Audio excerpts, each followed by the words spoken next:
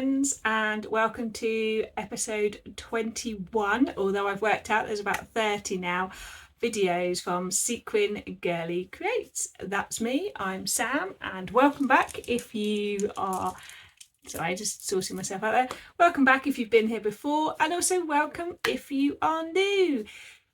Doing something a bit different this week. On Friday, I normally do my Friday sews, but this Friday I did a sewing machine essentials. And so today I'm just doing a little Sunday sew and tell. So let's get started with some things that I'm going to talk about today. I'm going to show you some patterns that I found in a charity shop. I'm going to take you with me to Sainsbury's looking for some sewing inspiration, and just update you on a few bits and where I've got to with them. So let's get started with a little pattern selection I found. My local charity shops are brilliant. They're all very different, and one of them sometimes has patterns and sometimes doesn't. They've clearly been storing them up to have a window display about hobbies, because there was a whole basket full and I had to restrain myself and think very carefully. They were a bargain at £3 each, so that means for these 5 I've spent the price of some full price patterns. But all of these, I had a look, none of them have been cut before, and that's always something I have a little peek. I always have a little peek in the pattern just to see if they've ever been cut. I don't mind if it's been cut, but it's always worth having a little peek inside. So let's see what I found. I found quite an old school New Look one, and I love to have a look and see when it was printed. So there is 1, 2, 3 and 4, so it's just a jacket pattern, but it's like that bolero jacket, short sleeve, long sleeve. Look at that with the scalloped edge there. So that's perfect, because very often in this weather in the UK, I'll make a lovely dress to go out to an event or something, and I need something to keep me warm, and I love a little crop jacket. So when I spotted that, I knew that was for me. It's a suggested fabric, raw silk, velvet, duplon, cross grain, brocade, allow extra fabric for pattern matching. I am looking at the 4 different views. They do suggest a lining. I'd probably give it a go without, and I'm sure it's New Look 6130. I'm sure I'll be able to find the date. I do love a date when it's an older one like this.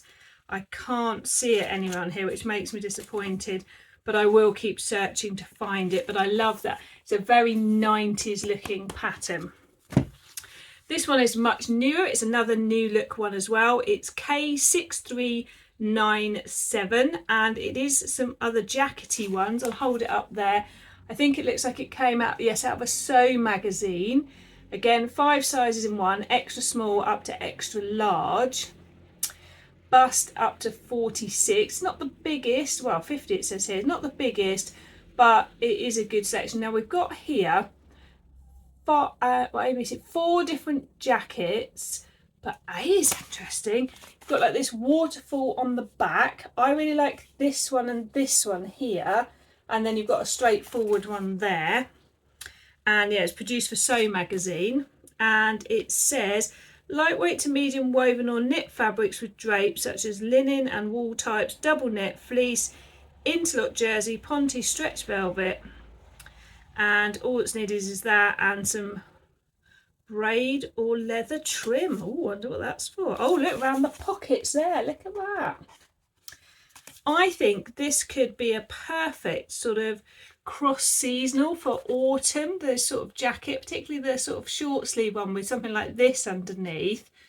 Quite excited to make this one, and that was £3 as well.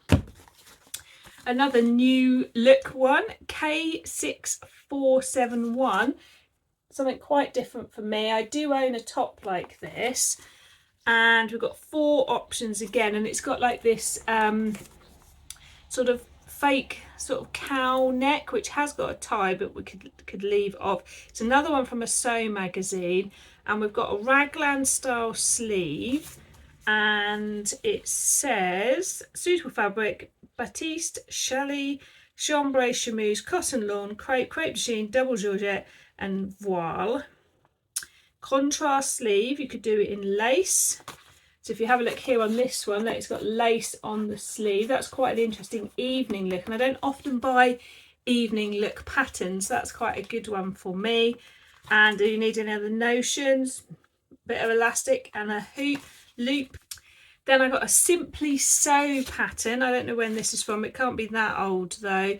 And it is a jersey top and crossover back blouse. So we've got 2 stars of front top and then a really nice button for the back. But apart from that, fabric is all that's needed. It says suitable fabric for the crossover back blouse, any medium weight cotton, light linens, crepe or fabric with stability. For the jersey top, any double knit jersey will be great. And then the last one is a Simplicity pattern, which is also from a Sew magazine, so someone had a clear out. And this is K8849, US size 6 to 14, so not a huge variation in sizes in this. And it is a jacket, top, skirt and dress. There you go. So it's got all of those available to make. I really like this sort of cropped jackety cardigan for the jacket, size for stretch knits only, Ponte B. So the top, this orange top, chalet and silky types, and then the dress, chambray cotton types, gingham, light denim, linen and shirting and twill. Next, I'm going to jump over to this morning's me. I was going there for food shopping and the rain was out and it was a bit meh. So I thought, let's have a look, see if I can get myself sort of enthused for autumn sewing and just sewing in general. So I hope you enjoy this next bit. Hello sewing friends. I thought today on this very dreary August day I would take you for some inspiration. So I like to get out early, often on a Saturday, to do a shop, and I'm heading to Sainsbury's after getting a bit of breakfast, and I thought what I would do is to just lift my spirits. I would have a look around the clothing department to see if there was any inspiration, and I'm going to take you along with me. Let's go. Start with this. It's a great pink fleece sweatshirt dress. It's perfect for the autumn and the winter, and although it's in the kids department, look at that fabric. It's a channel in the middle made with the skirt and the top overlapped to put the elastic round, so I thought that was a really inspirational piece. Next what I found was this great fleecy sort of bomber jacket. I love that it's fleece fabric but with those cuffs that you can buy. I've got some of those cuffing. Interestingly, it did have a lining. This dress, oh my goodness, why is that not in an adult size? Look at the collar on that, and also it's got the ruffle on the bottom. I was thinking about what pattern I might be able to use to create a dress. It's got a nice long sleeve as well, so a great autumn piece. I always get jealous of the children's clothes. And then this jumper, oh my goodness, I know there's jumpers out there you can get with the ruffle, but the balance of the fabric and the ruffle is perfect on this jumper. I know I'm not buying fabric right now, but if I could find fabric like that, I would snap it up. I like the fact that it's got a plain band for the neck and the cuff and the waist, and then the lovely ruffle across in the same fabric. I think it works really well. So that's definitely on my sort of thinking about how I'd create that list. So I finished in the children's department and I headed into the adult department. I was pretty disappointed with the adult sort of late summer clothes. It was very sort of boring workwear. A lot of the lovely summer pieces were in the sale. I did browse through some sale trousers and found some very me trousers at the end. Wide leg, flat front, elasticated back, but no pockets. I would definitely add pockets if it was me.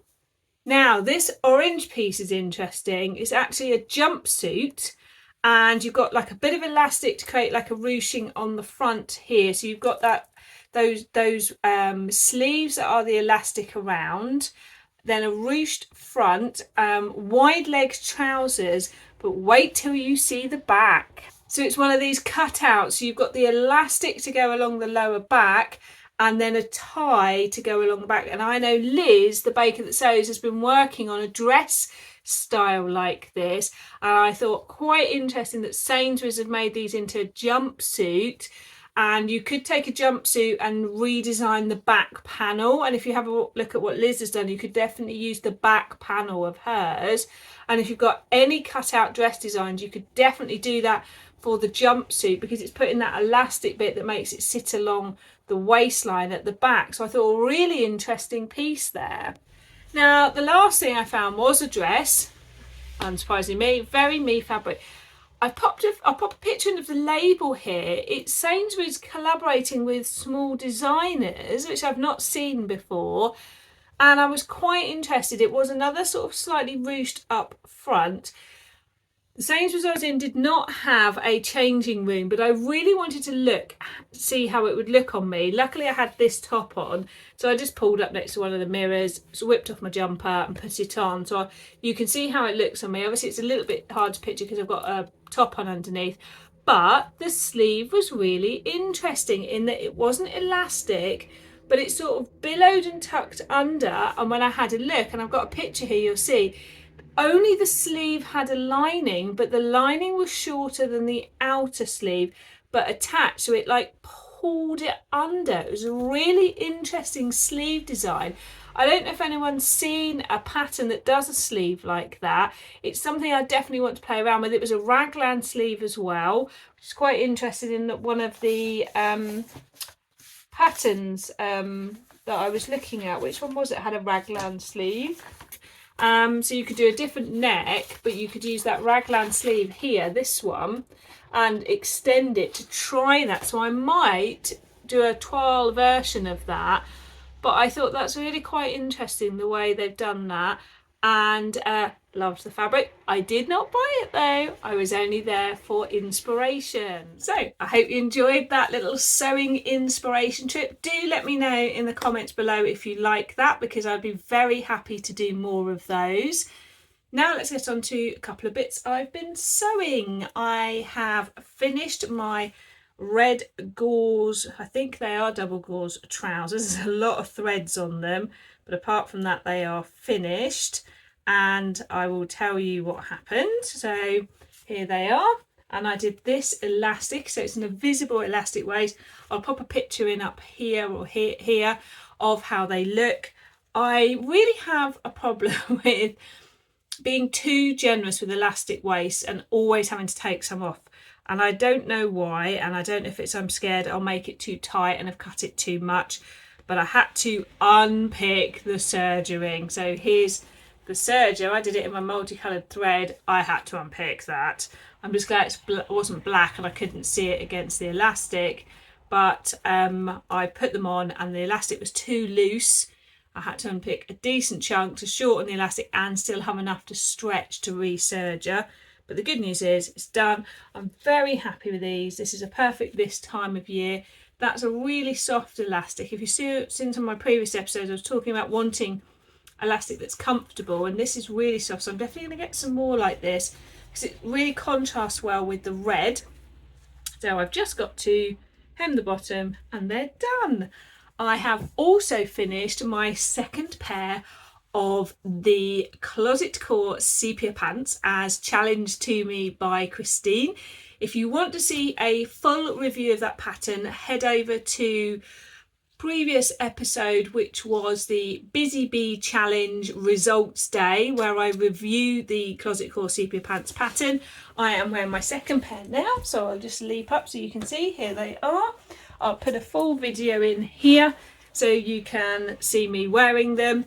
I made quite a lot of adjustments as I speak about in that video, including reducing the length of the pockets, reducing the length of the trousers more, bringing the width of the trousers in, particularly towards the bottom. As a result, I'm really happy with how they've turned out, and they are perfect for this confusing summer weather where one minute it's 15 degrees and raining and windy, and then the sun pops out and you're warm. Cool trousers are the perfect outfit for those. Someone did say to me in my family, are they pajamas? I went, no, but they said it's because it's pajama fabric. I don't mind. I would wear my pyjamas out if I felt they were in good enough condition.